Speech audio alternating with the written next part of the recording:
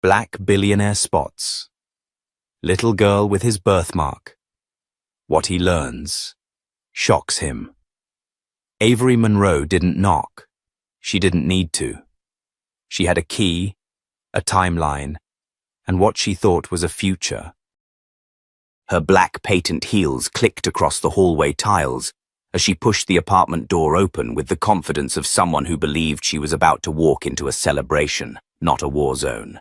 Her final defense had ended only hours earlier. She was officially done with law school, top of her class no less. Her presentation outfit was still crisp, a white blouse tucked into a black pencil skirt, blazer slung over one arm, and a manila folder containing her thesis in the other. She hadn't even gone home to change. Her heart had been too full, her mind too focused on one thing, surprising Jared with the news. Inside, the apartment was dim. Curtains pulled. The soft glow of string lights blinked above the living room window. Romantic, out of place, wrong.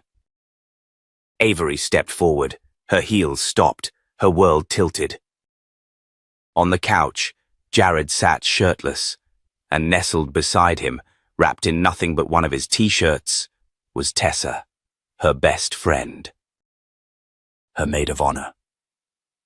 A half-empty bottle of red wine sat like a witness on the coffee table. Jared's hand rested lazily on Tessa's thigh. Their heads turned in slow-motion horror. Tessa flinched upright. Jared's eyes widened. "You didn't tell me she was coming," Tessa said, as if that explained everything. Avery didn't scream. She didn't cry.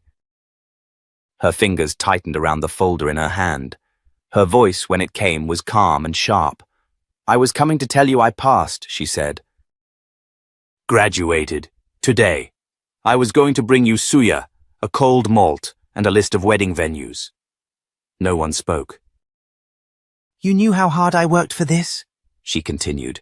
"While I was spending sleepless nights prepping case briefs, you were here, celebrating with her?" "Avery, wait," Jared began, standing up. "Don't," she said. "Don't insult me with an explanation you haven't even rehearsed." Tessa clutched the hem of the shirt like it could hide her shame. "It wasn't planned," she whispered. Avery let out a bitter laugh. "But you didn't stop it either, did you?" Jared stepped forward, reaching for her. Avery stepped back. "You two deserve each other," she said.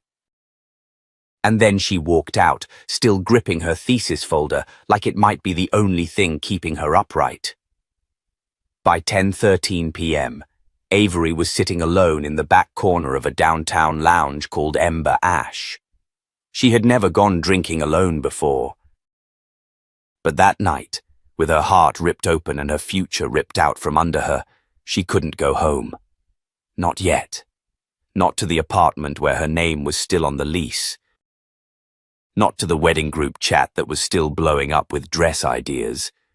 She sipped from the glass in front of her, barely tasting the wine. Her hands were still trembling when a voice cut through the low hum of jazz and conversation. "Mind if I sit?" She looked up to find a man in a charcoal jacket and navy turtleneck, tall, clean-shaven. His eyes kind but cautious, like he didn't want to startle her. "I don't know you," she said. "No." "But you look like someone who doesn't want to be alone with her thoughts tonight." Avery studied him.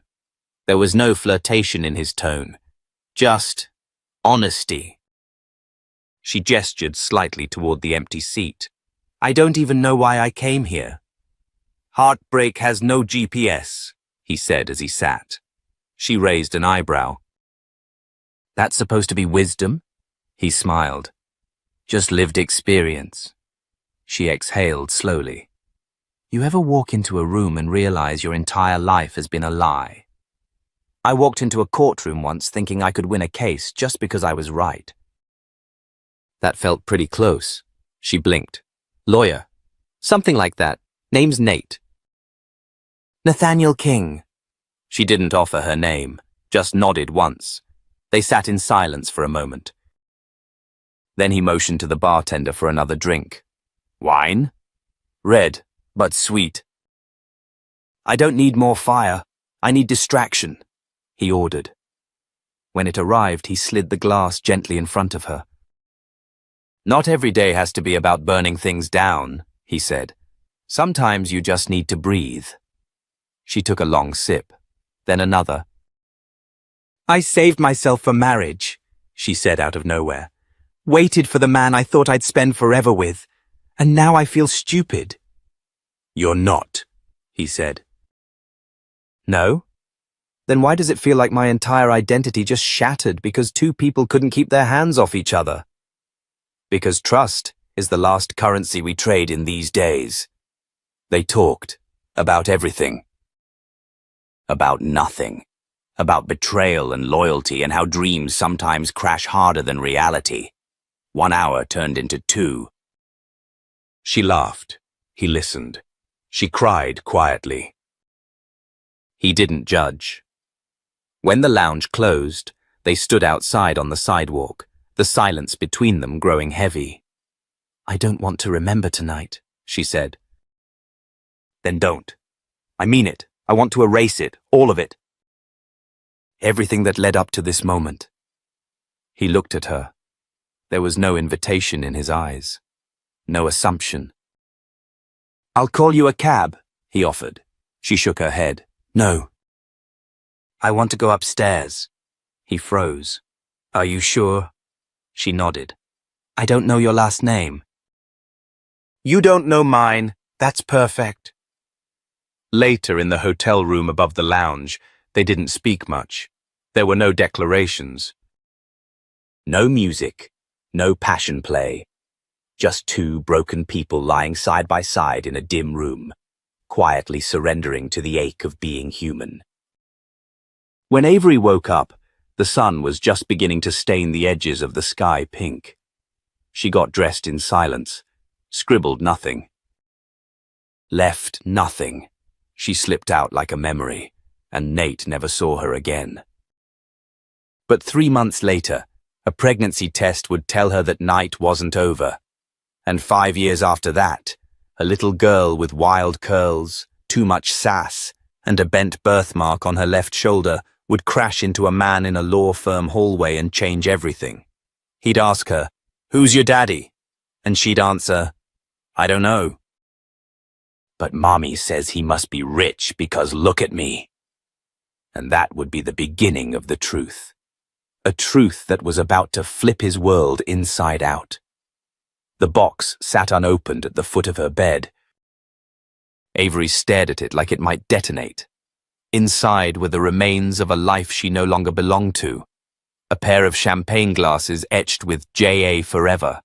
A calendar with circled wedding dates, and a ring box that now held nothing but silence. She hadn't thrown them away. Not yet. There was a strange power in preserving pain, like if she kept it close enough, it would eventually shrink. But nothing had shrunk. Not the pain, not the nausea, not the weeks of ignored texts from Jared, who tried calling twice before giving up entirely. Not even the whispers from neighbors at her parents' church, which followed her like smoke even after she'd left their house. It had been 6 days since she told her parents she was pregnant. 6 days since her mother had collapsed into prayer in the middle of the living room like a prophetess, weeping and asking God what demon had possessed her daughter. 6 days since her father packed her suitcase without a word and left it on the front porch with her name written on masking tape. She'd stood outside for an hour. No one came to the door. No one asked if she had eaten. No one said goodbye. By midnight, she was sitting on a worn couch in her Aunt Clara's living room. The old woman had answered the door wearing a bonnet, a mismatched housecoat, and one eyebrow raised like she already knew. "You pregnant?" Clara asked, arms folded. Avery didn't speak, just nodded once. "Well," Clara said, stepping aside. "Takes a whole lot of stupid to end up here, but takes a stronger woman to rise from it. Come in." And just like that, Avery was reborn. Not into a paradise, but into a slow, stubborn rebuild. Aunt Clara was an ex-labor organizer, a woman who once chained herself to the city hall gates for worker rights. Her living room was full of dusty books, framed newspaper clippings, and scented candles she never lit. She never pitied Avery, not once. But she did buy prenatal vitamins and a cheap but sturdy cot from the thrift store. "You're not broken," Clara said one morning as Avery sat in the kitchen, gagging over dry toast. "You're just cracked open. Now either you let the light in, or you let the dark swallow you whole. Choose." Avery chose light. Most days. By her second trimester, she had found part-time work as a paralegal for a neighborhood legal aid office. The pay was terrible, the cases heartbreaking, but the work kept her sane. She read motions in bed, built her baby registry during lunch breaks, and cried only in the shower. She refused to become a cliché, and then came the night she first felt the baby kick. She had just finished organizing case files when it happened, a tiny flutter low in her stomach, like a secret being whispered from the inside. She froze. Her hand pressed gently to the spot. There it was again. Stronger this time. Alive. Avery sat on the couch, tears running down her cheeks in absolute silence. She whispered, "Okay, it's us now. Just us." When Zoe Monroe was born, the nurses said she came out like a diva, full lungs, head full of hair, and a tiny fist already raised like a protest sign. Avery held her, stunned silent by the storm of love that crashed into her chest. And then she saw it, on Zoe's left shoulder. A small, curved birthmark, dark, crescent-shaped, shaped like a question mark that had bent just slightly out of line. The room spun for a second. Avery had seen that mark before. Once. Briefly, barely lit in the soft shadows of a hotel room. She hadn't even touched it that night. But she remembered. She remembered Nate. She still didn't know his full name. Just Nate. One night, one voice, one kindness she never expected. And now, this. Was it possible? She whispered to her daughter. "You're carrying more story than I know how to tell." Avery never searched for him. She didn't know how. There was no last name, no contact, no receipts. She had convinced herself he'd left the country the next morning, and maybe, just maybe, that was for the best. Zoe grew fast. By age 2, she was flipping through Avery's legal briefs and pretending to be a judge. By 3, she was correcting people's grammar and asking complex questions about justice. And by 4, she was walking through the world with her shoulders squared, like she'd been born to handle storms. But Avery noticed the way her eyes lingered on fathers at the park, the way she watched TV families with daddies like they were fairy tales. "Mommy, do I have a daddy?" "You do," Avery always answered. "He just doesn't know you yet." By 5, Zoe had decided her daddy must be a spy, or an astronaut. Or a billionaire. "He must be really busy," she said one day, munching on cereal. "Because I'm awesome, and if he knew that, he'd be here." Avery smiled, kissed her forehead and said, "He'd be lucky to know you." Zoe's birthmark became a conversation piece. Strangers commented on how unique it was. Avery once met a pediatrician who said it looked like something he'd seen once before on an overseas trip. She nodded politely, but inside her heart pounded. She often wondered what would happen if she saw Nate again. Would he even recognize her? Would he believe her? Would he want to know? But the truth always came back with force. It didn't matter. Zoe was here. And she would never, ever grow up feeling unwanted.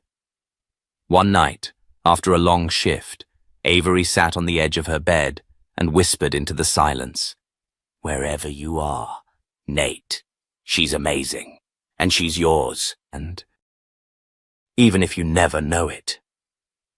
She didn't know that at that very moment, 4,000 miles away, Nathaniel King, newly appointed managing partner at his late grandfather's law firm, was staring out a window in London, sipping bourbon, and thinking about a woman with tear-streaked cheeks and a quiet storm in her voice. He had never stopped thinking about her, but he had no idea just how much of him she had taken with her. The first time Zoe stood on a chair in the kitchen and declared she was going to be a law boss like her mom, Avery dropped the spatula. It clattered against the pan, flipping eggs halfway onto the counter. But Zoe didn't flinch. She stood there, hands on her hips, pink pajamas covered in cartoon lions, and a confidence that didn't belong to a 5-year-old. "I'm gonna argue with people in fancy clothes," she said proudly, "and win." "Like you," Avery laughed, wiping her hands on a towel. "Baby, sometimes Mommy argues with people and still loses." "Then you argue louder," Zoe replied, dead serious. The girl was fire in tiny form. Born with no filter, no fear. She called out adults for contradictions, asked teachers to cite their sources, and once told a stranger at the grocery store that raisins are just old grapes pretending to be relevant. But her brilliance didn't shield her from the world. One Tuesday afternoon, Avery was called into Zoe's preschool. Miss Palmer, the director, met her at the door with a nervous smile. "It's nothing serious," she assured. "Zoe's just outspoken." Avery arched an eyebrow. Define outspoken. In today's circle time, another child mentioned their dad. Zoe responded by saying, and I quote, "Not everyone needs a dad. I have a mom, and she's twice the power." Avery chuckled. "She's not wrong." "No, she's not," Miss Palmer admitted. "But some of the other parents have asked if perhaps there's a better way to guide that kind of energy. Are they uncomfortable that my daughter doesn't come with a traditional family structure?" Avery asked, voice even, "or that she's proud of it?" The silence said enough. Back home, Avery made mac and cheese while Zoe colored at the dining table. "Miss Palmer said I'm too much," Zoe announced mid-doodle. Avery turned from the stove. "She said that." "Well, not with words, but with face." Avery knelt down beside her. "Zoe, listen to me. You're not too much. You're powerful. There's a difference." "But other kids have dads," Zoe whispered. "Even silly dads who forget stuff. I just have questions." Avery exhaled. She'd practiced for this moment, rehearsed it in her head for years. But now, staring into those curious brown eyes, every line felt insufficient. "Do you want to know the truth?" she asked softly. Zoe nodded. "You were made from love, not the kind people write poems about, the real kind."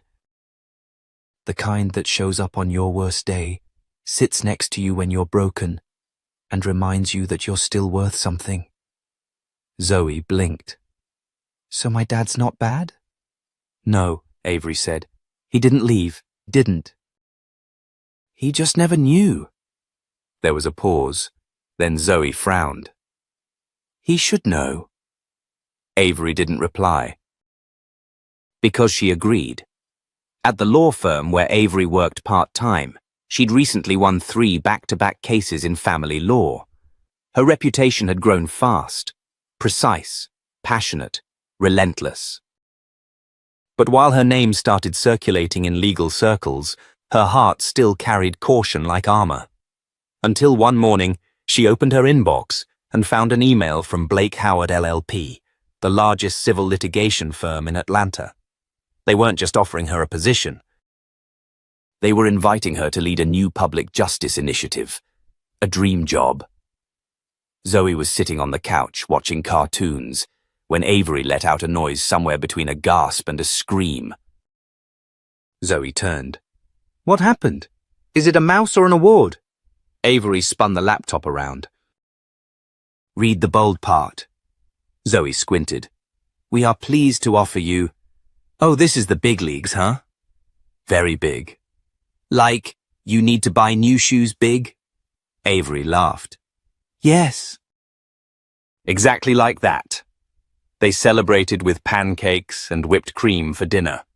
Aunt Clara, still sharp as ever, gave a toast that involved references to Harriet Tubman, Thurgood Marshall, and Cardi B. It was perfect. But something about the offer nagged at Avery. The firm had never reached out before. She hadn't applied. The invite came directly from the senior managing partner, who'd referenced her recent court performance and a unique recommendation from an anonymous advisor. That last part unsettled her. Who would have recommended her? She didn't have connections like that. The following week, Avery walked into the shimmering glass building of Blake Howard, her heels echoing in the marble lobby, her nerves wrapped in silk confidence. She wore a navy blue suit and a quiet determination. The onboarding was smooth. Her office was bright, modern, corner view. But the list of internal partners on her team made her pause. Nathaniel King. The name hit her like a sharp inhale. Her fingers hovered over the nameplate in the welcome packet. Could it be? No, Nathan was a common name. And 5 years was a long time. Still, something lodged itself in her chest and wouldn't let go. That afternoon, after meetings, she picked up Zoe from daycare early and took her out for ice cream. They sat on a bench in the park, Zoe kicking her feet happily while licking a chocolate cone with rainbow sprinkles. I like this new job, Zoe said between bites. Everyone there smells like success, Avery chuckled. What does success smell like? Vanilla and pressure. Avery laughed louder than she had in days, but she couldn't shake the feeling that someone was circling back. That night, after Zoe fell asleep, Avery stared at her daughter's shoulder. The birthmark. Still sharp, still shaped like a question.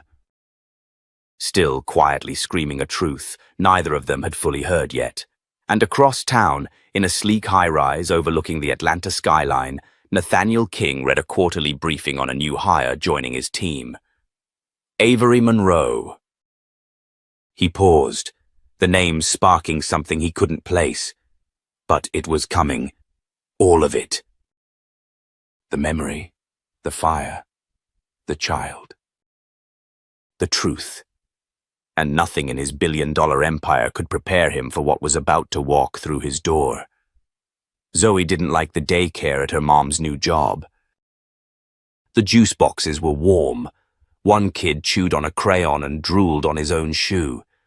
Another girl screamed every time she saw a squirrel through the window. And worst of all, the room smelled like milk that gave up. That was how Zoe described it, as she crossed her arms and glared at her mother in the lobby of the law firm's family center. I'm not staying, she declared. This place gives me itchy thoughts. Avery crouched to meet her daughter's eyes. Baby, I have an important presentation upstairs. This is my first week. I can't bring you with me. Zoe narrowed her eyes. Is the person you're meeting rich? Avery blinked. What? I just need to know if we're respecting him with energy or just a little nod. Avery fought the urge to laugh. It's a big deal meeting. So yes, full respect, Zoe huffed. Fine.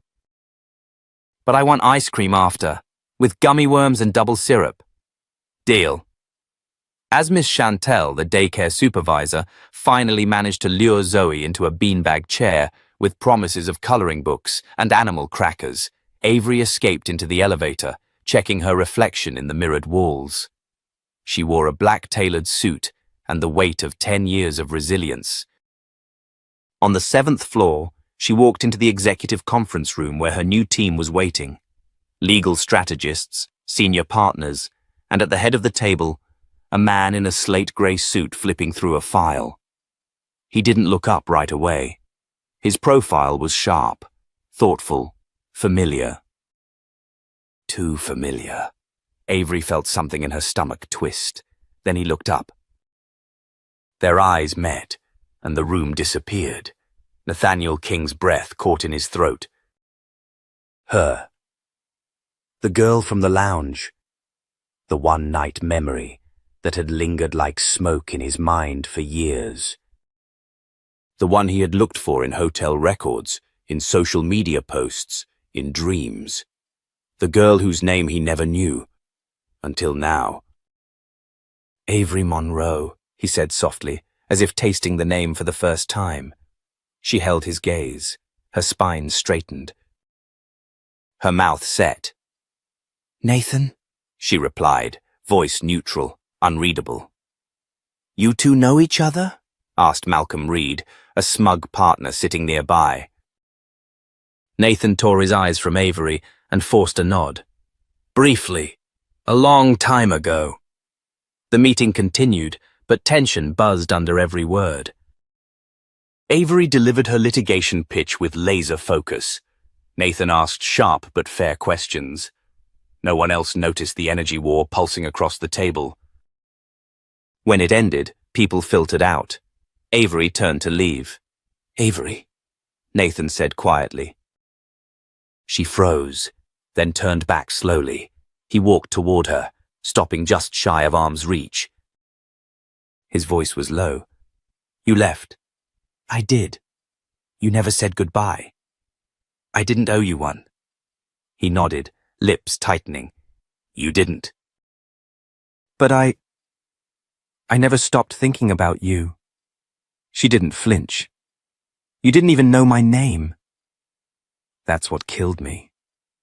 For a moment, silence hovered like glass between them. Then she said, There's more you don't know.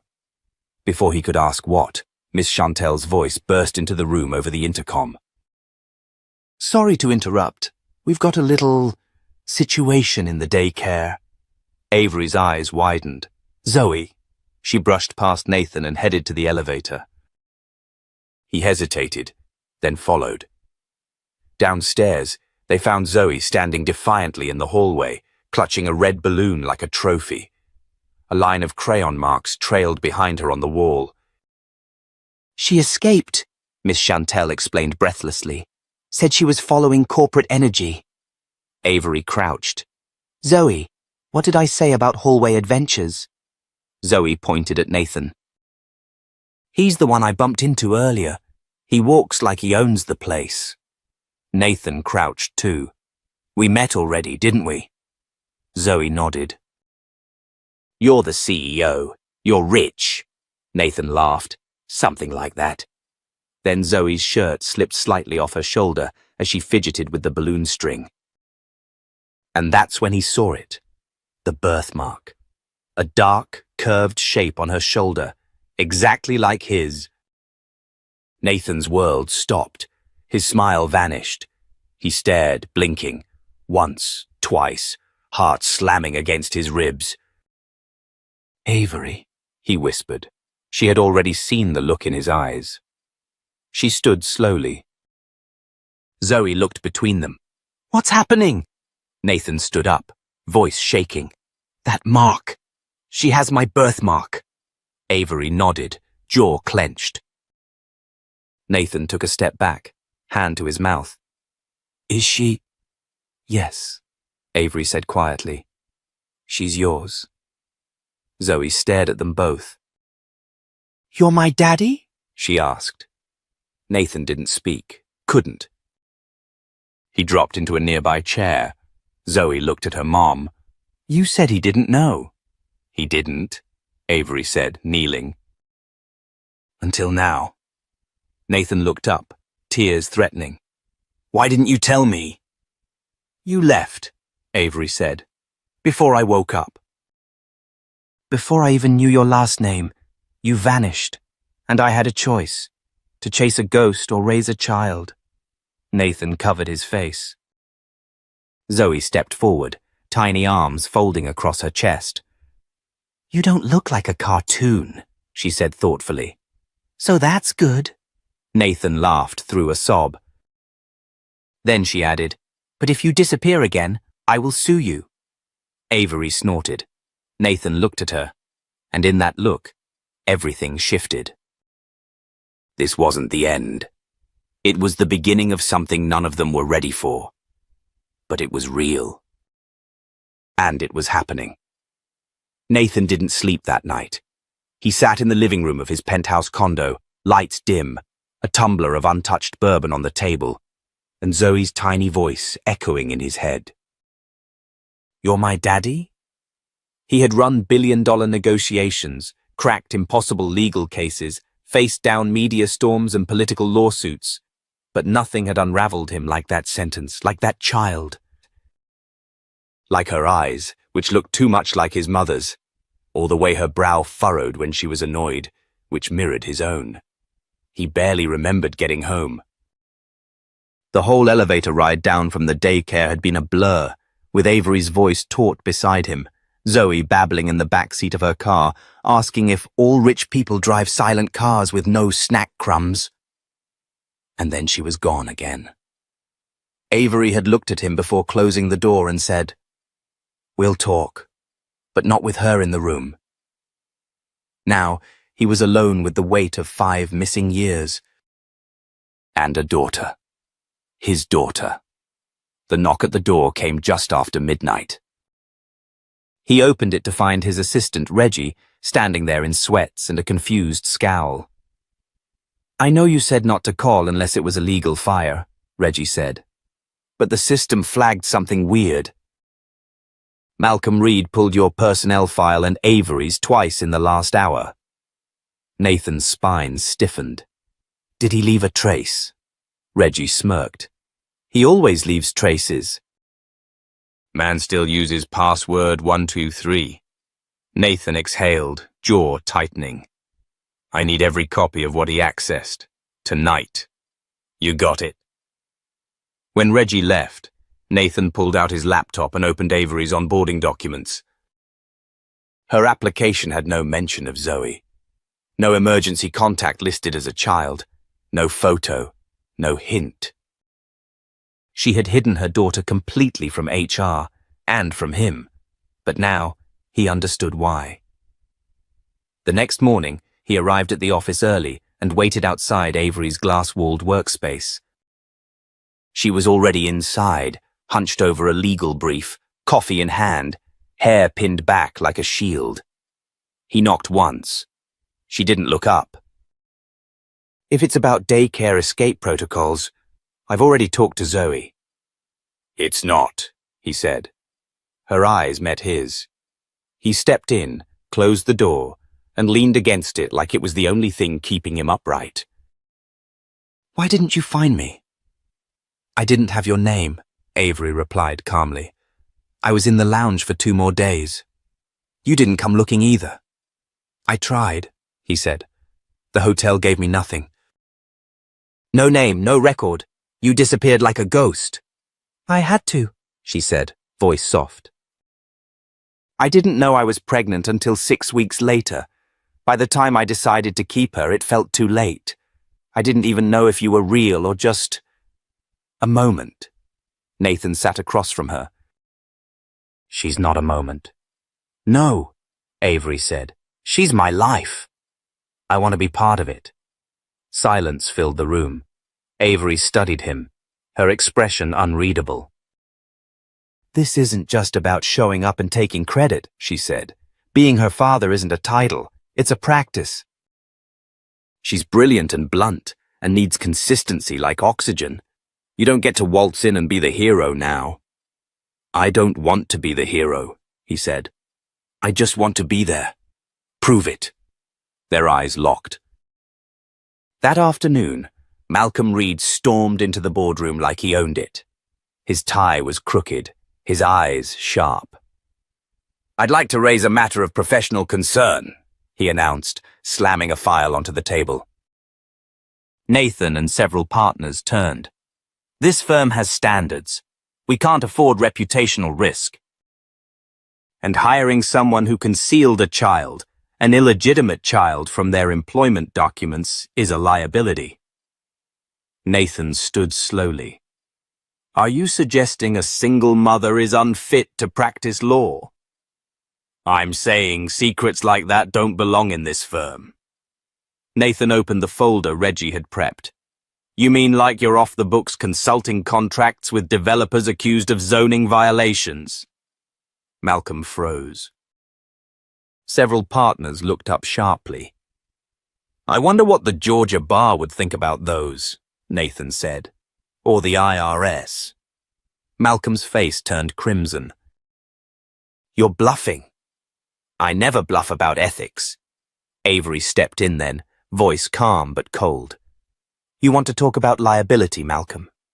Let's talk about how many interns you've quietly pushed out for not fitting the culture, or the female associates you've sidelined, or the fact that you accessed my private file without authorization.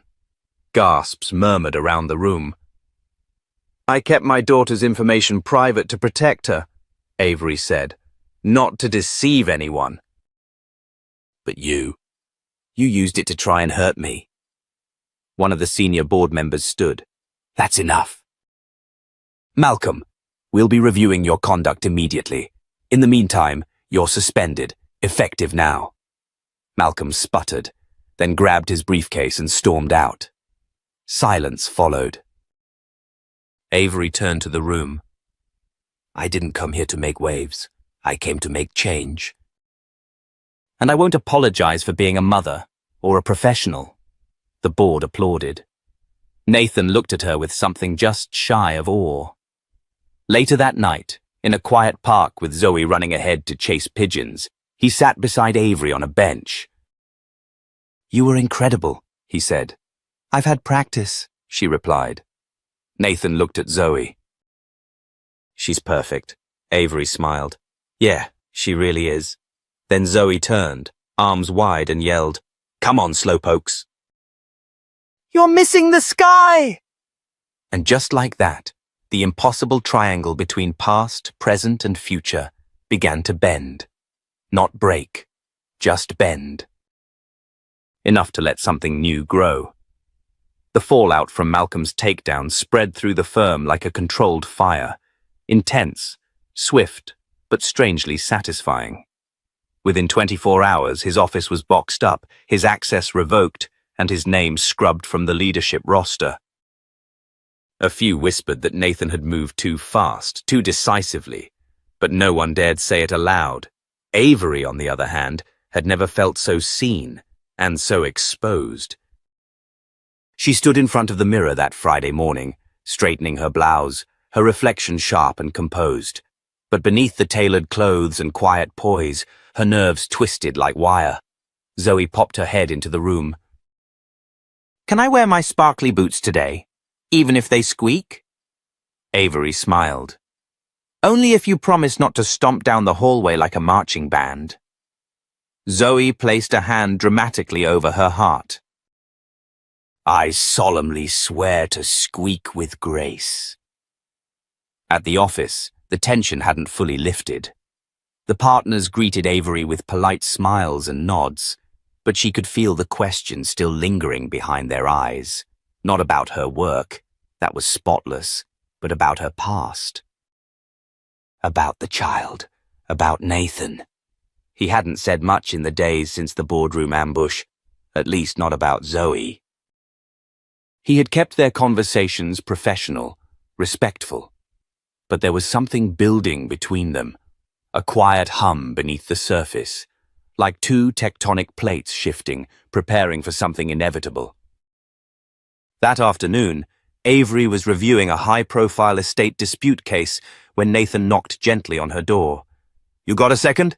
She looked up, gestured for him to come in. He shut the door behind him, then held up 2 ice cream cones. Chocolate with sprinkles. For Zoe, he said, but I figured she's not the only one who deserves a treat after the week we've had. Avery hesitated, then took one. Nathan sat across from her. I meant what I said. I want to be involved. I want to know her, support her, be there. Avery stared at the swirl of chocolate and rainbow crunch. It's not about what you want, Nathan. It's about whether she can trust you. Whether I can. He nodded slowly. Let me prove it. Before she could respond, Reggie barged in, his expression tight. "We've got a problem," he said. "Big one." Nathan stood immediately. "Talk." Reggie held up his tablet. "There's an anonymous op-ed circulating online. Someone claiming the firm harbors unethical internal practices, specifically targeting Avery's hiring. They're implying you covered up your relationship with her." Avery stood too. "What?" Reggie turned the screen so they could see. The headline read, "Nepotism, Secrets, and Scandal at Blake Howard." Beneath it, a cropped photo of Avery walking beside Nathan and Zoe in the park. The angle was distant but unmistakable. Nathan cursed under his breath. "They were watching us." "It gets worse," Reggie said. "The article lists a string of supposed witnesses to your affair, claims that Avery manipulated her way into the firm, that the board's decision to fire Malcolm was a smokescreen." Avery's chest tightened. "This is sabotage." "It's Malcolm," Nathan said. "He's fighting back the only way he knows how, by poisoning the air." Reggie nodded. "But he's clever." "The article's not directly defamatory. It's loaded with speculation and phrasing like sources close to the firm. Classic smear tactic." Nathan turned to Avery. "This could hurt your reputation. Worse, it could put you at risk of disbarment if people start digging through the wrong lenses."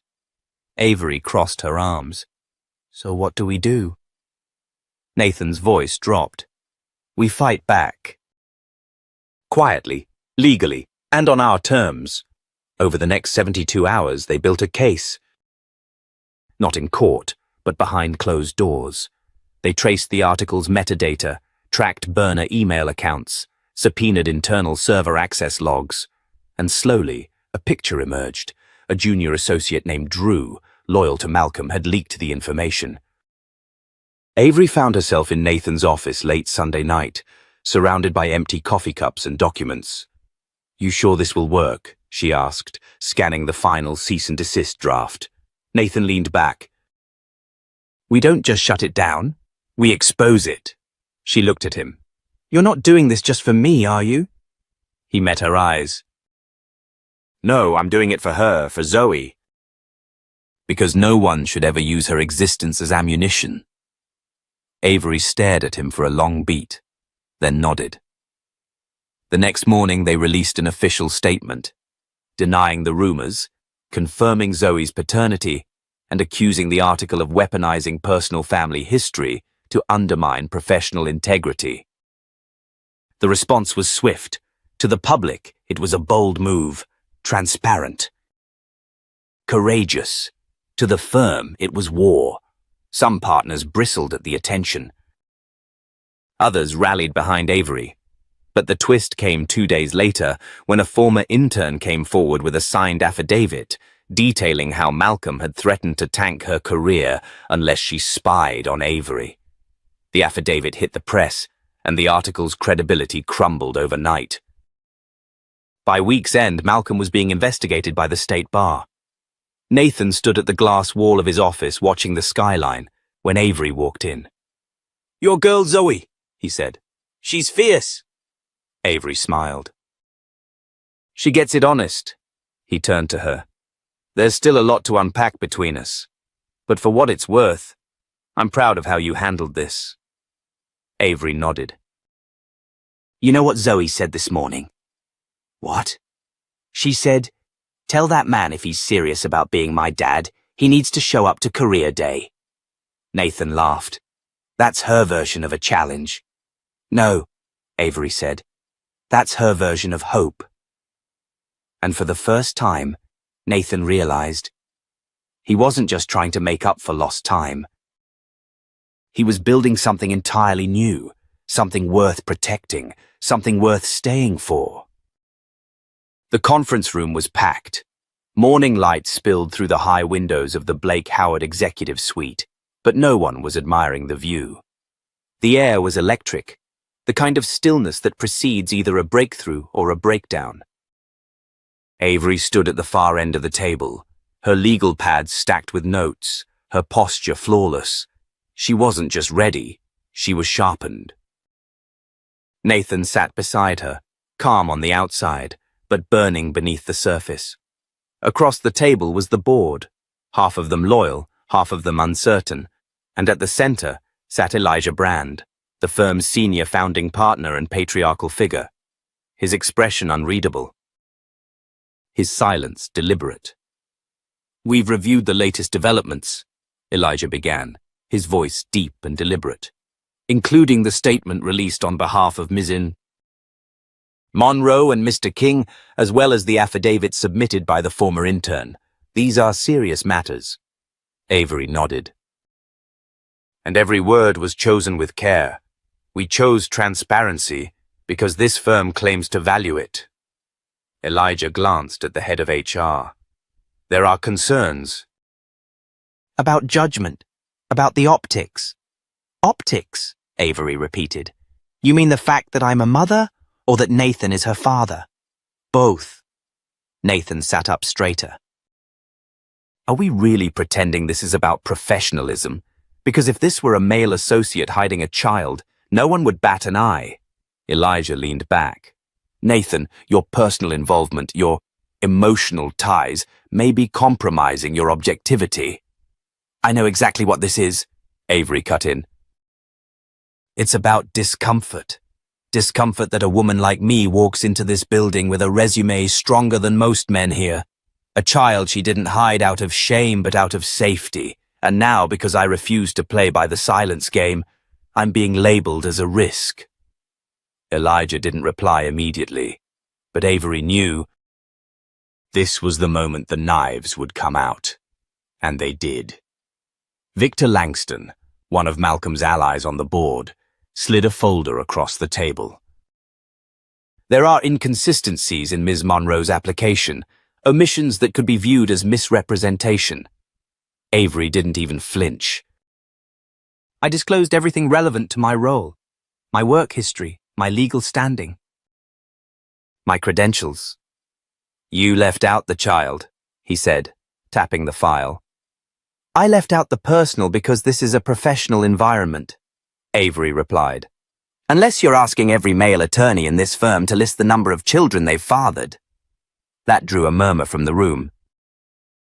Nathan leaned forward. "Let's stop dancing around it. You're not here to audit policy. You're here to penalize a woman for making you uncomfortable." Victor sneered. "And you, Nathan? How do you reconcile pushing for her hiring without disclosing the truth to the board?" "I didn't know," he said. "Until a week ago. And the moment I did, I disclosed it." "Too little, too late." Avery's voice cut through. "You want to remove me? Do it. But know that you're not just removing a capable attorney. You're sending a message to every brilliant, overqualified woman who thinks maybe, just maybe, she has a place here." Silence. Then Elijah spoke, slow and heavy. "Enough." All heads turned to him. He looked at Avery, then at Nathan. This firm was built by people who risked reputation to stand for something bigger than themselves. And yes, we have standards. But we also have vision. He turned to the board. "I will not remove Ms. Monroe. Nor will I entertain further disciplinary talk unless new evidence emerges." Victor opened his mouth to object, but Elijah raised a hand. "We will revise internal policy to reflect clearer expectations on personal disclosures. But that does not include retroactive punishment." The room shifted. Avery felt something loosen in her chest, something she hadn't even realized was locked tight. After the meeting, as partners filed out, Victor stormed out without looking back. Elijah approached Avery quietly. "You're sharp," he said. "Dangerous in the best way. Just be careful. There are men in this industry who don't lose easily." Avery met his eyes. "Neither do I." Later that day, Nathan knocked softly on her office door. "You all right?" She looked up, exhaled slowly. "I don't know. Relief feels weird." Nathan stepped in, closed the door. "I was proud of you." You didn't need to back me up the way you did. Yes, I did, he said. Not because of Zoe, because of you. Avery studied him. I spent 5 years building a life without you. Do you know what that does to a person? I've spent 5 years trying to forget someone I didn't even know the name of, he replied. And it didn't work. You were everywhere, even when you weren't. They stood in silence.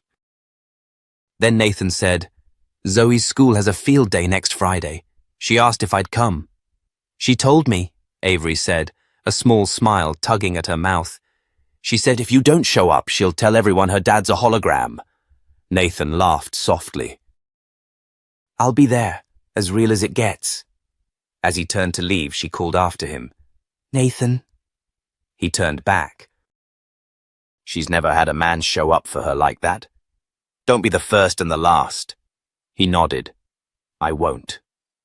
That night, Avery sat on the couch while Zoe colored a picture of her family, stick figures with exaggerated features, labeled in crayon. Why is my head so big? Avery asked. Because you're smart, Zoe said. And Daddy's? He's new. So I'm still figuring out what shape he is. Avery laughed. Then Zoe looked up, suddenly serious.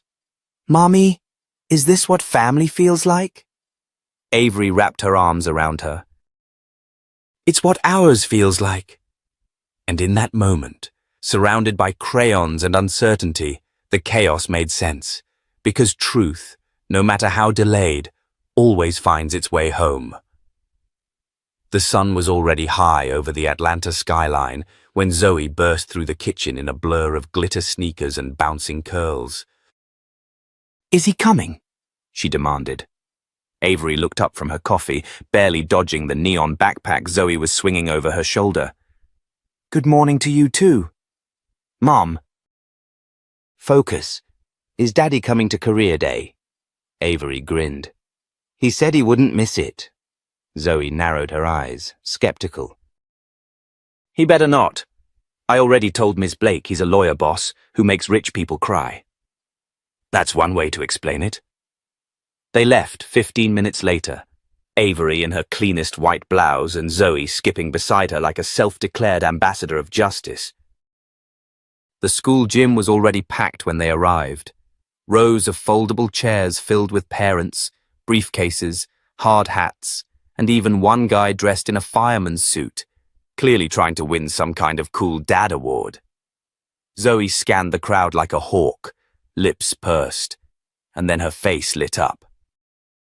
Nathan stood in the back corner, dressed in a navy blazer, a subtle tie, and holding a paper folder labeled Zoe's Dad in rainbow markers.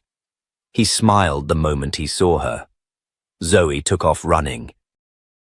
He crouched just in time to catch her in a full tackle hug. You came, she beamed. I told you I would. She leaned back, studying him. You look lawyery, but not too boring. That's good. Avery stood a few feet away, watching the moment, her chest swelling with something that felt like peace. When it was Nathan's turn to present, he stood beside Zoe at the podium and spoke with warmth and ease. I'm Nathan King, he said, nodding to the room, and I'm a corporate attorney, which means I help people solve very big problems without anyone going to jail. Hopefully. The crowd chuckled. But today, he continued, I'm not here as a lawyer. I'm here because of someone special. He turned to Zoe, who beamed up at him. This brilliant, unstoppable 5-year-old showed up in my life when I least expected it and reminded me what it means to fight for something real. He looked at Avery just for a moment. Being a parent isn't about biology or proximity. It's about showing up. And I intend to keep doing that for the rest of my life. The gym erupted in applause. Zoe curtsied dramatically. On the way home, she held both their hands like she'd done it 1,000 times before. That evening, as Avery prepped dinner, Zoe sat on the floor, coloring a picture of the three of them. Nathan stood in the doorway watching. She's amazing, he said. She always was, Avery replied. You just didn't know it. He stepped into the kitchen. I know it now. And I want more. She turned, raising an eyebrow. More? I want to be part of your life too, not just hers. There was a pause. Nathan, I'm not asking for a second chance at something we never started. I'm asking if we can start something now, something honest. Avery studied him. There was no pressure in his voice, no expectation, just truth. She stepped closer. I'm not looking for fairy tales. Neither am I, he said. I'm looking for a team. She smiled. We already are one. The next few months were a quiet kind of revolution. Nathan adjusted his schedule to attend school events, pick up art projects, and learn Zoe's favorite bedtime songs. Avery pushed for internal reforms at the firm, launching a mentorship program for young attorneys, especially single mothers and underrepresented women. Elijah retired, naming her the new head of the Public Justice Division. One afternoon, Zoe came home with a drawing, a courtroom with her standing in the center. I'm going to be a lawyer too, she said. Avery knelt beside her. Why? Zoe grinned. Because you fight for people. And I like to win. Avery kissed her cheek. That's my girl. In a world that often tried to shrink her, Avery had expanded. She had turned betrayal into purpose, uncertainty into impact, and a one-night moment into a legacy that would last far beyond courtroom walls. As the sun dipped below the Atlanta skyline that evening, Zoe leaned against Nathan's chest on the couch, her eyes fluttering shut. Daddy? She murmured sleepily. Yeah, baby. Promise you'll always come back. He held her tighter. I promise. And he meant it. Because some stories don't end in shock. They begin with it. And what we do with the truth we find. That's the real legacy. If this story moved you, don't forget to like the video, subscribe to our channel, and tell us in the comments. What would you do if a stranger turned out to be your family? Or better yet, your purpose? We'll see you in the next episode, because real stories, they never truly end. They evolve.